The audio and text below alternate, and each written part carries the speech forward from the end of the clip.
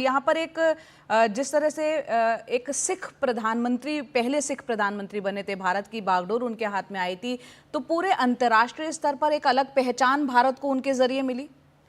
देखिए, ये एक बहुत बड़ा कदम था। वो एक्सीडेंटल था या उसके पीछे मोटिव चाहे कुछ भी रहा हो, लेकिन मनमोहन सिंह जी को प्रधानमंत्री जो बनाया गया था, उससे एक मैसेज जो सबसे बड़ा विश्व को गया और इस देश के प्रत्येक नागरिक को गया कि भले ही बहुसंख्य समाज कोई भी हो, वो हिंदू बहुसंख्य समाज है, हिंदू डोमिनेटेड ये देश है, लेकिन उन्होंने एक सिख प्रधानमंत्री को अपने सिर माथे पे रखा।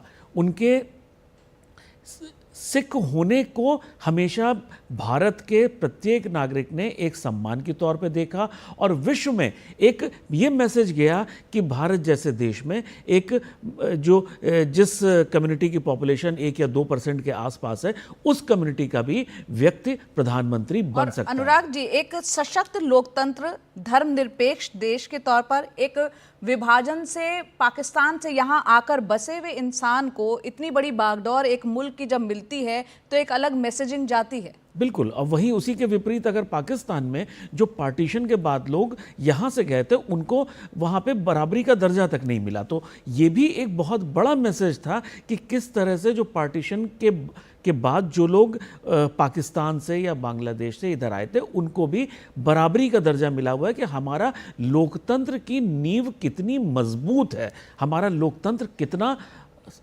मजबूत है और सक्षम है।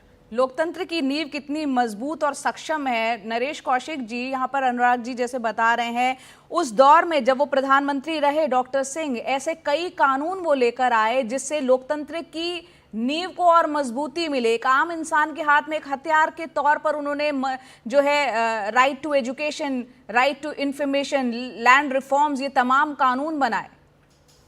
जी बिल्कुल। उन्होंने जिस तरह से जो आर्थिक सुधार जो 1991 में वित्त मंत्री बनने के बाद जो शुरू किए थे, उसको उन्होंने फिर जब वो प्रधानमंत्री बने उसको और आगे बढ़ाया। सबसे बड़ा तो उनका श्रेय भारत को जो बड़ी आज एक भारत जो एक बड़ी आर्थिक शक्ति के रूप में जाना जाता है, उसकी नींव तो डॉक्टर मनमोहन सिंह ने रखी थी।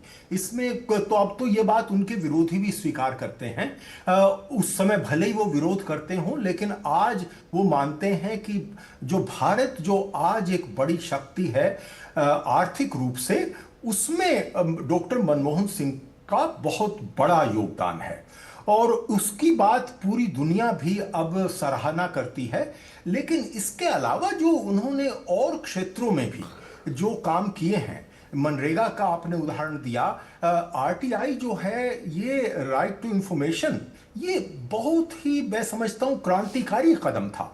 लोगों को जो है आम जनता तक तो पहुंच ही नहीं थी, आम जनता की तो पहुंच थी ही नहीं भारत की सरकार तक। वो तो जो है लाइन में लग के थक जाता था या रिश्वत दे के काम कराता था।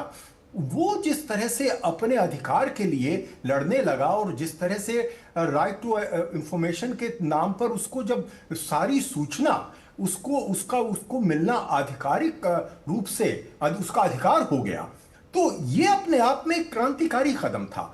इसी तरह से राइट टू एजुकेशन, मैं समझता हूं कि इससे पहले भारत में शिक्षा पर कोई बहुत ज्यादा जोर नहीं दिया जाता था। ये जो उन्होंने जो राइट टू एजुकेशन का जो कदम था, ये भी बहुत ही महत्वपूर्ण है।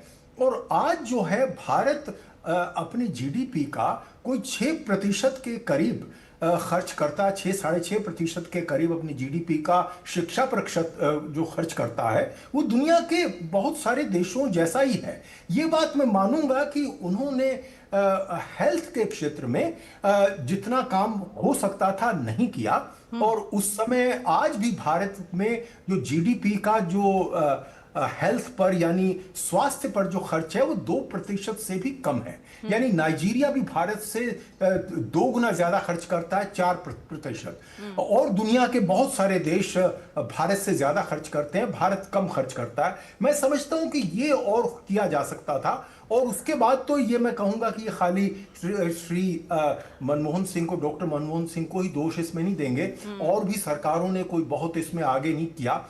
जब मनमोहन सिंह ने जब अपनी सरकार छोड़ी थी 2014 में, जब स्वास्थ्य पर जीडीपी का 1.3%, 1.3% ही यूज खर्च होता था, अब वो 1.8% हो गया है।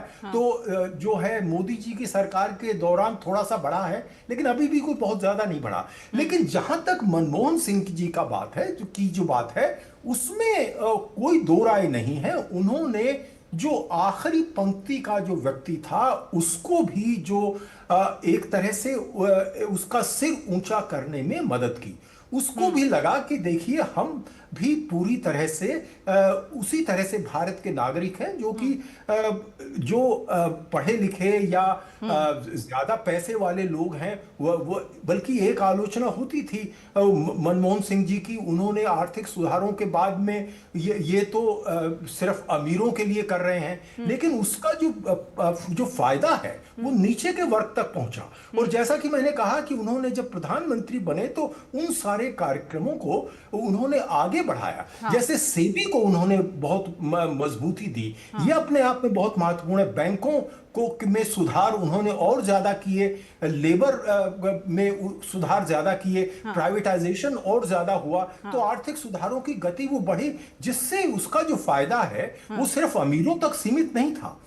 उनको उसका लाभ जो है पूरे जनता को, आम जनता तक वो लाभ पहुंचा। अब ये बात सही है कि अभी भी बहुत सारे काम बाकी हैं, और वो मैं समझता हूं कि ये सरकार पूरा शायद करना चाहती है तमाम उसके बावजूद। लेकिन मनमोहन सिंह जी की जो भूमिका है उसको हम किसी तरह से कम नहीं देख सकते। बिल्कुल, और आर्थिक उदारीकरण के जनक के तौर पर वित्त मंत्री मनमोहन सिंह को भी याद किया जाता है। अनुराग जी, यहाँ पर एक बार फिर हमारे दर्शकों को आप बताएं वो आर्थिक हालात उस दौर में कब क्या रहे होंगे जबकि वित्त मंत्री के तौर पर उन्होंने कमान संभाली।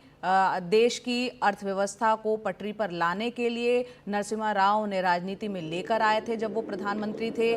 उन आर्थिक हालात का एक बार जिक्र करें और एक बार उसका आप जवाब दें, उससे पहले अपने दर्शकों को हम दिखा दें सीधा तस्वीरें निगम बोध घाट से आ रही हैं। डॉक्टर मनमोहन सिंह को अंतिम विदाई दी जा रही है और यहाँ पर डॉक्टर सिंह के परिवार के लोग भी यहाँ पर मौजूद हैं और तमाम कैबिनेट मंत्री, प्रधानमंत्री, रक्षा मंत्री, साथ ही राष्ट्रपति आप यहाँ पर तस्वीरों में देख रहे हैं। हर कोई अपनी ओर से उनको श्रद्धांजलि अर्पित करने के लिए यहाँ पर पहुँचे हुए हैं। जी अनुराग जी। देखिए, जो 91 से पहले का जो दौर होता था वो एक डिफरेंट माइंडसेट का होता था। उस समय ये मानसिकता होती थी कि सरकार व्यापार करने के लिए नहीं है। सरकारी कोई भी उद्यम जो होते थे वो सब आमतौर पे लॉसेस में चल रहे होते थे। जो अगर कोई इन्वेस्टमेंट लाना चाहता था इस देश में या कोई इन्वेस्टर आना चाहता था, उसकी प्रक्रिया इतनी मुश्किल होती थी कि वो इन्वेस्टर अपने आप में डिस्करेज हो जाता था और वो कोई भी फॉरेन इन्वेस्टमेंट देश में नहीं आ पाता था। वो लेकिन वो ऐसा नहीं था कि वो कोई पर्पस था, वो एक जो आज़ादी के बाद से एक माइंडसेट जो चल रहा था वो उसी तरह से उसी ढर्रे पे 40 साल चीज़ें हुई थी।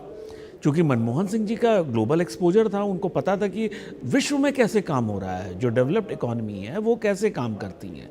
तो उस चीज़ को उन्होंने जब वो वित्त मंत्री बनाए गए, और ये इसमें एक हम लोगों को सबको शुक्रिया अदा करना चाहिए नरसिम्हा राव जी का भी कि उन्होंने एक नायाब हीरे को उठा के वहाँ पे लाए, उनको राजनीति में लेके आए, उनको वो करने का मौका दिया गया जिसकी उस समय देश को सख्त ज़रूरत थी।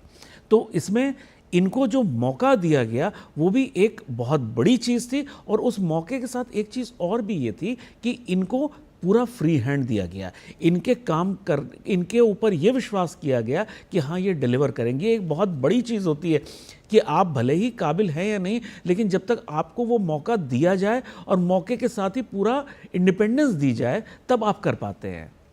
जिस तरह से 91 के बाद इन्होंने मनमोहन सिंह जी ने जो डेवलप्ड इकोनॉमीज़ कैसे काम करती हैं उस चीज़ को यहाँ पे इम्प्लीमेंट करा। उस समय देश के हालात, जो फॉरेक्स था, जो इन्वेस्टमेंट था, वो सब एकदम ज़मीन पे था, कहीं कुछ मतलब कहा तो ये भी जाता है कि दिवालिया होने की कगार पे था। उसके पहले 2-4 साल पॉलिटिकल इंस्टेबिलिटी भी बहुत रही थी, वो भी एक कारण था। तो एक तरह से थोड़ी सी स्टेबल सरकार उस समय मिली थी देश को, तो उसमें इन्होंने जिस तरह से जो इंटरनेशनल स्टैंडर्ड्स थे, जो डेवलप्ड इकॉनमी के, वो जो पैरामीटर्स जो थे, उसको जब यहाँ इम्प्लीमेंट किया और लोगों का सहयोग मिला, वो जो एक टर्निंग पॉइंट हुआ, जिस तरह से इन्होंने फॉरेन इन्वेस्टमेंट के लिए जिस तरह से लाइसेंस राज हुआ करता था, उसको एकदम से ख़त्म किया, उसको इजी बनाया कि अगर कोई इन्वेस्टर आना चाहता है तो बहुत इजीली आ सके।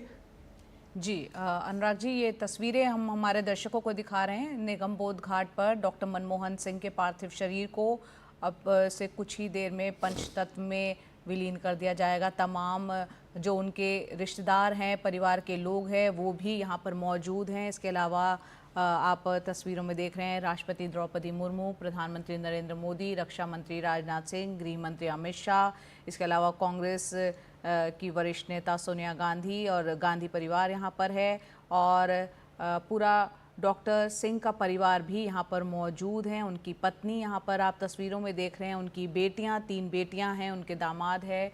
निगम बोध घाट में अब से कुछ ही देर में यहाँ पर ये वो पूरी प्रक्रिया यहाँ पर चल रही है जिसमें कि अब से कुछ ही देर में डॉक्टर सिंह का जो पार्थिव शरीर है वो पंचतत्वों में विलीन हो जाएगा। हर कोई अपने अपने तरीके से डॉक्टर सिंह को श्रद्धांजलि दे रहा है। नरेश कौशिक जी भी हमारे साथ हैं। नरेश जी, आपने पहले भी जैसे कि जिक्र किया, उनकी पर्सनालिटी डॉक्टर सिंह की ऐसी थी, बेहद डाउन टू अर्थ थे, विनम्र स्वभाव के, मृदुभाषी और बहुत कम बोलते थे। यही कारण है कि बहुत से लोग जो हैं अपने आप को उनसे रिलेट कर पाते हैं, कनेक्ट कर पाते हैं। बहुत से वो पीढ़ी जो कि नौजवान पीढ़ी है, वो अगर इंस्टाग्राम और व्हाट्सएप की दुनिया की बात करें तो अपने स्टेटस में डॉक्टर सिंह को जिस तरह से श्रद्धांजलि दे रहे हैं,